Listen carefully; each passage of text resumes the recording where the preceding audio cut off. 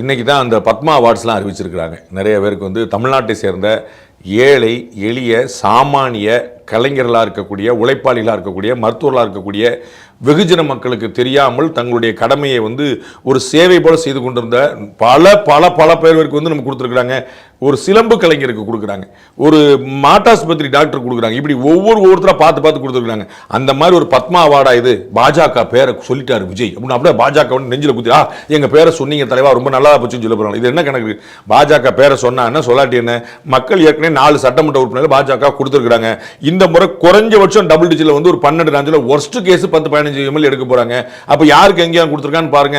பாஜகவுக்கு அதிகமான எம்எல்ஏ இருக்கா, தாவேக்காக்கு அதிகமான எம்எல்ஏ வர போறாங்களா பார்த்துருவோம் நம்ம. ஸோ பாஜக பேரை குறிப்பிட்டா என்ன, குறிப்பிடாட்டி என்ன? அவர் குறிப்பிட்டா அது என்ன, தேசிய பதக்கமா, பாரத ரத்னா அவார்டா, பத்மஸ்ரீ விருதா, என்ன அதுல என்ன பெருமைப்படுகிற என்ன இருக்கு? அந்த சிபிஐ விசாரணையை மையப்படுத்தி இது வந்து இது மாதிரியான ஒரு அபத்தமான விமர்சனம் பார்க்க முடியாது. அது நீங்க திமுக காரங்க பண்ணாங்கன்னு சொன்னீங்க, யார் சொன்னாலும் சரிதான். சிபிஐ விசாரணை கேட்டதே தாவேக்கா. அதுல ஒரு சாட்சி விசாரணையாக விட்னஸ் சம்மன் கொடுக்கப்பட்டு கொண்டு வரப்பட்டிருக்காரு. இல்ல சிபிஐ விசாரணை அவர் என்ன கையை முறுக்குறாங்க, என்ன செய்யறாங்க? அவர்கிட்ட 4 கேள்வி கேட்டாங்க. அந்த கேள்வி நீங்க கேட்பீங்கல்ல, நீங்க வந்து விஜய் பேட்டி எடுக்கிறதா கேட்க முடியல. ஏன் சார் லேட்டா போனீங்க, ஏன் சார் சீக்கிரம் போனீங்க, ஏன் சார் 41 பேர் பார்க்க போல, ஏன் சார் உங்க வீட்டுக்கு கூட்டு வச்சு பாத்தீங்க, ஏன் சார் அவங்க வீட்டுக்கு போல, இதெல்லாம் கேட்க முடியல. இந்த விஷயங்கள் தானே